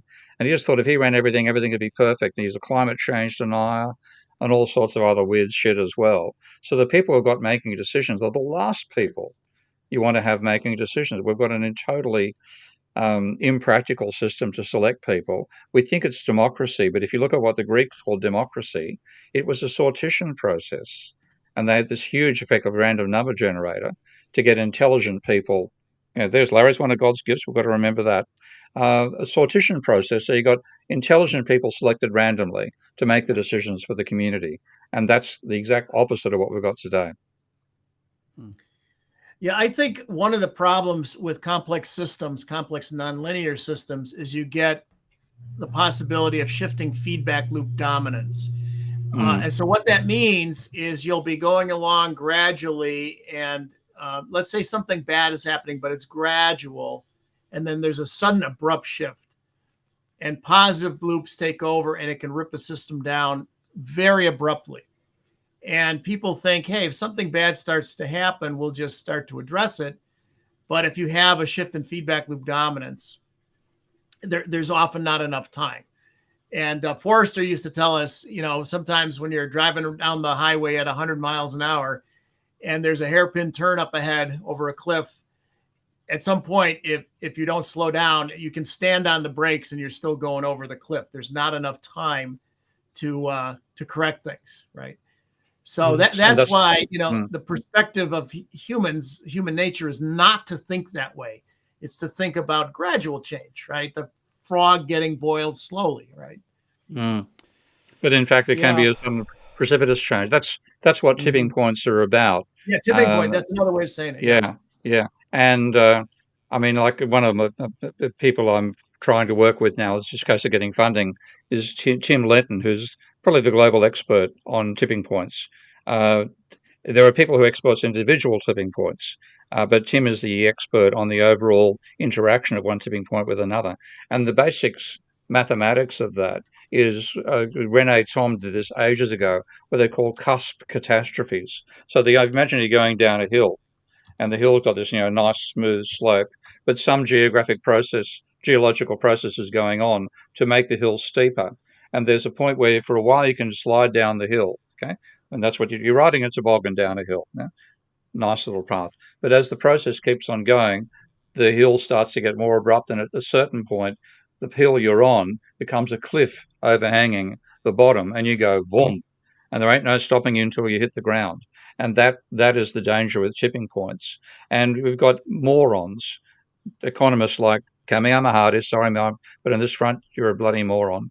Nordhaus, Toll, Lomborg, and so on are completely ignoring that process. And that's why they're coming up with these benign predictions about climate change. Well, and I guess I'll use the words in their defense. I hesitate to word it that way, but they're not trained to think, right? But they're not trained to think in terms of nonlinear dynamics. That's not part of a traditional economics education. So they're using the tools they were taught, and quite frankly, a lot of them have gained prestige, tenure, consulting contracts, whatever in the profession. So they've been successful applying what they were taught, and then they don't know what we know or take that perspective or use our tools. So Yeah, All right, and I want that's to. the danger. It's not the individuals; it's the collective education they've been through and the ideology that comes with it, and they're unaware that it's an ideology. They're going to be in more shock than virtually everybody on the planet when the planet starts to fall apart, the capitalist system, because they thought they were defending capitalism, and in fact they've set it up for that catastrophic, over the edge at the hairpin bend. So Dave Colander, who I know you know, Steve, Yeah. a well-known economist, did a famous survey, actually in a follow-up, where he said he asked, what incoming graduate students, PhD students at top econ programs, why you want to study economics? And they said, well, I'm concerned about poverty, inflation, income inequality, whatever. And then he interviewed the same people on the way out, and what did you learn? What are you concerned about? They weren't concerned about the economy at all. They were concerned that they only had one course in topology. And Steve's point is actually absolutely right. Is young people interested in economics and they go to study for a PhD to become an economist, they don't know. They do what they're told, and they quickly learn how to succeed in the profession. And it's no wonder that they utilize the tools they're taught, and they're told, this, you want to get ahead, here's what you do. And it's a really a path dependent process. The classic Max Planck, I think, science proceeds funeral by funeral. The people who control the profession, and write the textbooks and everything, have this narrative. Oh yeah. And you and I are on the outs. You and I are the outs. We're on the outside of it, watching this catastrophe unfold. Yeah. I think it was George Steiner that I read something from him one time, and he said, "You're in a class, and they'll take at gospel what the teachers are teaching. So if they were to teach that F equals 1/2 ma, or then that's what they would learn. They don't really challenge it too much, right? The F equals ma, like F equals 1/2 ma. They would Milgram experiment where you defer to authority figures. Yeah, and that's I mean, what do we do about? But I wanted to make a point on this, is that, Steve, you've mentioned before that we're going to have to, like a stove, we're going to have to put our hand on the hot stove and experience the problem. And I'm wondering, at what point do you sit back and realize that we're, and this is like I think a feedback dominance point here. You'd say that the amount of effort that the climate activists, I guess, catastrophists, as Lex Friedman would point out, the amount that we put into it is actually pushing back harder than we're gaining. Now, what do you think about that? I mean, because I want to frame it with, okay, take a step back. You believe this is going to happen, go for it, and go put your hand on the stove, and then let's see what happens. I mean, well, it's a question of what the hand experience is. I mean, this is. I mean, I wish this wasn't what I think about on a regular basis. And I know myself and quite a number of climate scientists that I know are thinking, what's going to be the catastrophe that wakes humanity up? What's it going to be? And we have no idea, because there's so many potential sources of it. Tony mentioned one earlier in the combination there about losing the ozone layer. And if you lose the ozone layer, then okay, it means humans can't go out in the sunlight. That sounds bad. But the bad one, Tony pointed out, is that'll kill the plankton that creates the oxygen that we live on. So potentially, if the ozone layer goes, then maybe we undermine not just humanity on this planet, but life itself. Probably too extreme in terms of what will actually happen, though losing the ozone layer is one of the predictions of climate change made by, I think it's Philip Anderson. No, actually, no, James Anderson, who's professor of atmospheric chemistry at Harvard University and was the one who discovered the hole in the ozone layer. So he's saying we'll lose it by 2050. Now, if on the current trajectory, lose the ozone layer, goodbye. That's fine. Yeah, that's fine, because we got all our economic growth is inside buildings, right? There you go. Thank God I think economy is indoors. Thank God. Not negligibly exposed to climate change. Yeah, guys. This is a public service announcement. I want to let everybody know, and this is a bit of a not a favor, but like I'm crossing my fingers that we're going to come back bigger and better and stronger on May 11th. That's right. We're going to disappear from now. Today's episode is going to be our last episode. So we're not turning off completely. It is the last live stream before between a a 4-week break. So we're going to be coming back on May 11th. Okay. So just so you know, if you wake up on a Saturday on the Pacific coast of Canada or the United States and you're wanting to have your breakfast with Steve and friends, I have to apologize. We're not going to be here for you, but we will be back on May 11th. And now I'm going to actually bring on a question from Tony. Okay. So here we go. Okay. Professor Steve Keen, this one is for you. Gary Stevenson. Yeah, I have watched him a couple of times. He's a working class boy made good, and he made good inside the finance sector by having the sort of balls you need for that market. But was completely cynical about the whole process as well. So he understands finance from being inside the belly of the beast, and I quite enjoy what he has to say. Other stuff, I'm not so sure. I think he has a slight libertarian tendency, which is again not amazing. But he's also, working class. He can see the working class getting screwed by the upper echelons of finance, and he's trying to reverse that. So I had a lot of time for Gary's work, but I haven't actually studied stuff in detail. I'll have to take a look at one of these days. Maybe we might get him on the show. Interesting. Okay.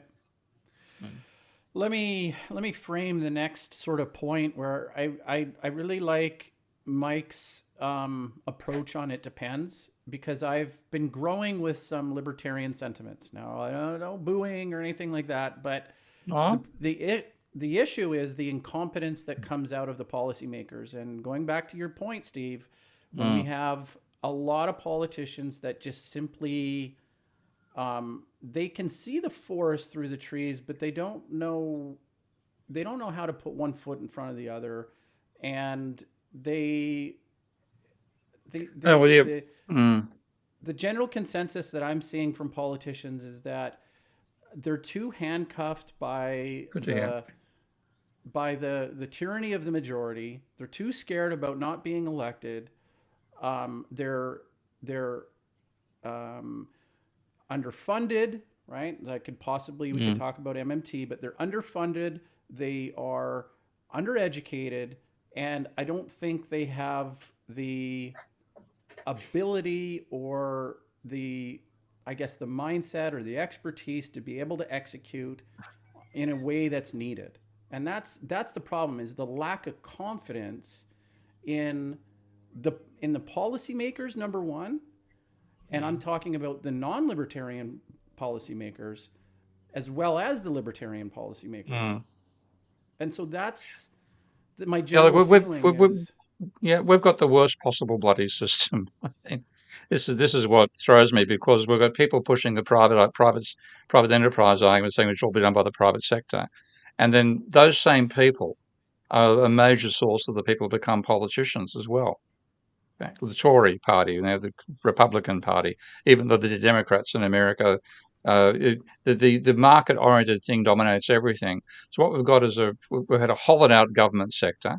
We've lost a lot of the expertise you'd want to have in a well-functioning government sector.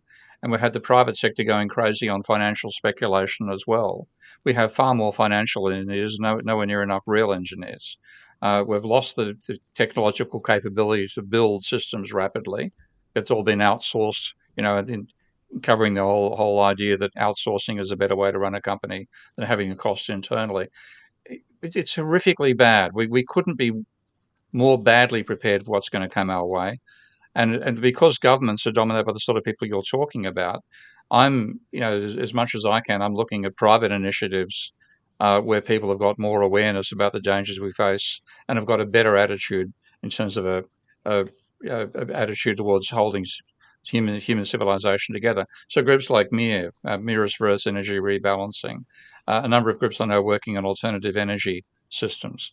They're the ones who really are caring. We've got fools in charge of the government. They've run down the government's capabilities, and the private sector's outsourced everything to China. We couldn't be worse. We couldn't be more badly prepared for what's coming our way than we are. I think too, the system is designed to incentivize short-run thinking, right? Corporate managers run on a quarterly mindset. They got to make their quarterly numbers. Members in the United States, members of the House of Representatives stand for re-election every 2 years. so they're worried on a 2-year time frame. Senators on a 6-year time frame, presidents on a 4-year time frame. So when you're talking about climate change and things that can happen much farther out in the future from the quarterly, 2-year, whatever time frame, there's no incentives really to worry about that stuff, right? They're like, how can I possibly address climate change if I won't get reelected 2 years from now? So that's what they worry about. I'm going to push back on that in a second here, Mike, but I want to challenge Steve with something, and it probably just say yes or no, and say, is this a valid challenge? Yes. I mean, Steve, you've got a new book coming out, and I'm going to push up this question, this point here, where somebody's saying Lex needs to have Steve on again to talk about systems thinking and how it is missing the climate debate. I mean, to the point of politely pointing out that he's not really getting it. I don't know if you'd push that far, but it's worth an email. You got a new book coming out. Would you accept the challenge to send Lex an email and say, hey, would you want to have me on because I got a new book coming out? Oh yeah, potentially. The trouble is I don't know when the book is going to come out, so it's all in the bowels of a Hungarian publishing system. So I'm not really. I hope it does come out this year, but I'm not going to. I won't cross my fingers because I could get them. They could be locked up with arthritis before I get a chance to unwind them. Hopefully, they'll prove me wrong and have them out in a hurry. And what they do, I mean, I must say, having seen the production they did for Richard Werner's book, it'll be absolutely superb because what they're doing is 4-color printing. So rather than the usual nonsense of black and white, you do your stuff in color, then you got to change all your graphs to dots and dashes to make people read it. This is full 4-color production. So I'm really looking forward to it, but I'm just not sure when it's coming out. But I would love to go back and challenge on that crap that Lomborg got away with on Lex's show. The question is, we're not going to do anything really until we have the first catastrophe, okay? The first shift in feedback dominance loops. And then the question is, what's going to be left for us to react with? So that's my form of prepping, wondering, what on earth is going to happen. A catastrophe is inevitable now. I get these climate change denying idiots on Twitter having a go at me all the time, and often I'll make the mistake of replying back there again. But the basic point is they've won. Okay? Their argument, there's nothing to worry about. That's what has dominated politics for the last 50 years. It still dominates it today. We're not going to persuade people. So it's got to wait. Okay, let's see what the catastrophe is and see how he can react. And in the meantime, I might learn how to shoot. Okay, all right. So Mike, the pushback though, okay? The pushback on the U.S. cycle of decision-making being only... Hey, I don't mean to interrupt here. I just want to give props to Shane Coughlin for the $1.99 super chat to Steve Keen and friends. Thank you, Shane. That's Jesus' father. We won't spend it all at once, I promise. Yeah. Yeah, exactly. So can it be? So I only want to bring up China and the long-term planning that happens with China in comparison to the short cycles of the United States. So you're saying systemically in the comparison between the two systems, that one system is definitely stronger than the other. And I would argue that it's more of a resource constraint than it is a short election cycle constraint. Would you agree? And would you reformulate your response? To me, or just to Mike, because Mike makes the claim that that's one of the big problems is that we're bound by short election cycles, and I'm saying in a comparison between China and the United States, we look at the short election cycles and we look at the long-term planning of China, but China's, I think, the more dominant determinant force has to do with resource constraints rather than the short election cycles. Would you? Resource constraints in the U.S.? Yeah, I mean, who has access to the resources and who can exploit them for their advantage and for their production? Well, and in the private sector, I mentioned the corporate earnings quarterly, pressures as well. My understanding of China is they do take a much longer perspective, and their political system allows that. I must also say, and so I'm not entirely sure about the resource, but I will say too, to support what I was saying earlier, with complex systems modeling, you find all the time that you get better before worse behavior or worse before better behavior. And the correct lever to pull usually results in worse before better. So you get your result, but you first get a degradation in the opposite direction in the short run. So again, when you live on a short run cycle, corporate or political, and even if you know the right thing to do, you know you're going to pay a short run price. It's much harder to do the right thing. Sounds like Steve might want to weigh in on that too.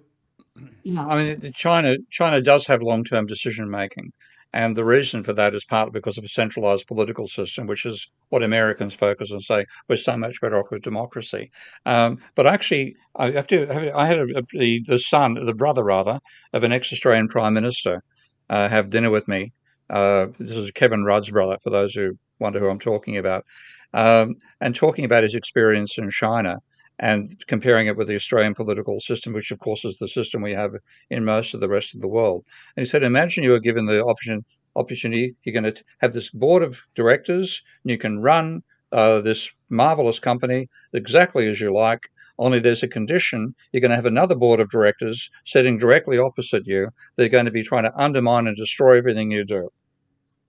Now that's opposition, left versus right, Democrats versus Republicans, liberal versus conservative, etc., etc. That's what we've got in the West, and that's really a product that comes out of the French Revolution, the left and right, the droite and the gauche of the French Assembly. That's what we take as being democracy. Now, what that means, it looks like us. We're saying, we're going to be checking your decisions all the way through, but you get this total short-termism on both sides. Nothing is actually consciously done. Whereas the Chinese looks more authoritarian, and sure, in one sense it is. But to get to the top of the system, you've got to go through a selection process. Partly that can be how well you shaft your enemies, but it's also how well did you do in your engineering degree. And the people who make those decisions at the top of China generally tend to be engineers. It's a system which has got that social class or that educational class to the top rather than politicians and economists as we have in the West. And they make a collective, coherent decision. And Z is a worry. That looks like a total, personality cult. But they do make conscious long-term decisions, and it's how well you carry out those, like building bridges and putting high-speed rail across the entire country. So in terms of practical import, I think the Chinese are far more successful, and it isn't a resource constraint issue. It's how you create your resources in terms of how you turn your raw materials into productive capital, and how will you make decisions and how quickly, and how long-term those decisions are oriented. And the Chinese are miles ahead of the Americans on that front.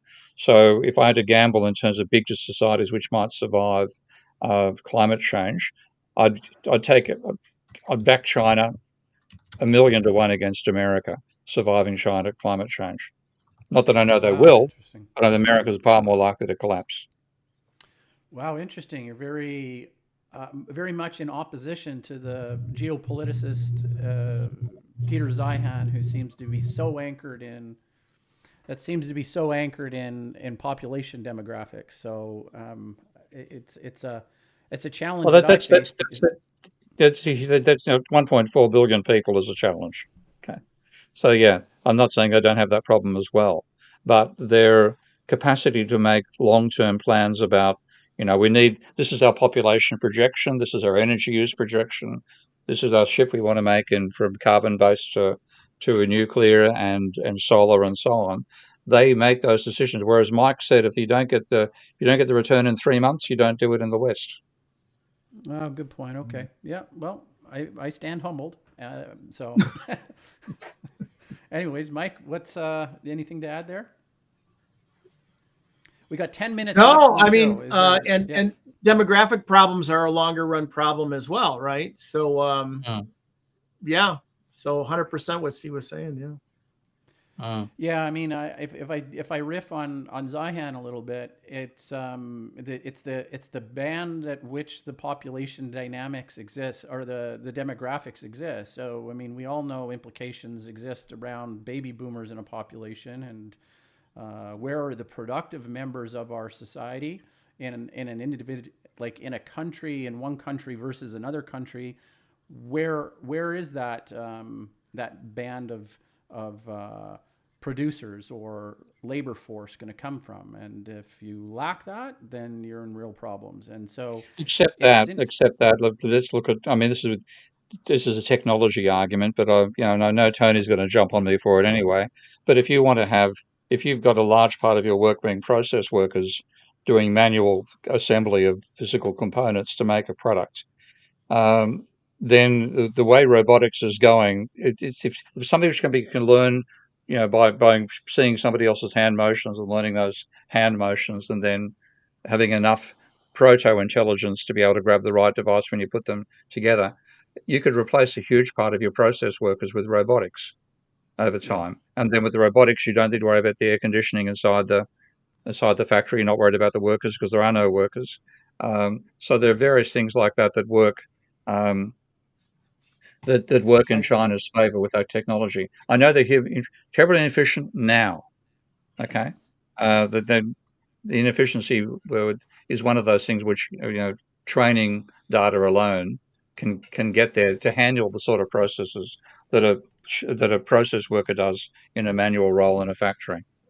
Okay, I gotta say, Shane here, Ty's like, I mean, we gotta like thank these guys. Shane, thank you very much for the $12. That's really, we really appreciate that. Steve really appreciates that. Thank you. Yeah, I think too with long run population dynamics, when countries go through demographic transitions and their fertility rates drop, you still have people, they just are getting older and older, and they're becoming less and less productive. And robotics are one way, I suppose, to handle that. And in-migration is another way, right, to handle that. And if you have, climate refugees and people fleeing violence in their countries and whatever, immigration is going to be a bigger issue for a whole variety of reasons, I think, going forward. That's right. The question mark I have is, who's going to migrate where? Because the usual attitude of the West is that where advanced civilization will handle it much better than those poor underdeveloped countries. But those poor underdeveloped countries are miles closer to where food is actually produced. They have to make their own gear because you can't buy it at the local Walmart shop. If a breakdown occurs in food production, I think the third world's going to do better than the West. And so, we're all imagining migration schemes of brown people towards the white parts of the world. What happens if it's the other way around? Good point. Mm. Yeah, good point. And I think that's why you were planning to live where you lived, right, Steve? I mean, I've got Thailand covered. The house is finally being built there. Mind you, sorry? Steve is a citizen of the world. When I speak to him, I'm like, where are you right now? What country are you in? I wonder myself. What time zone?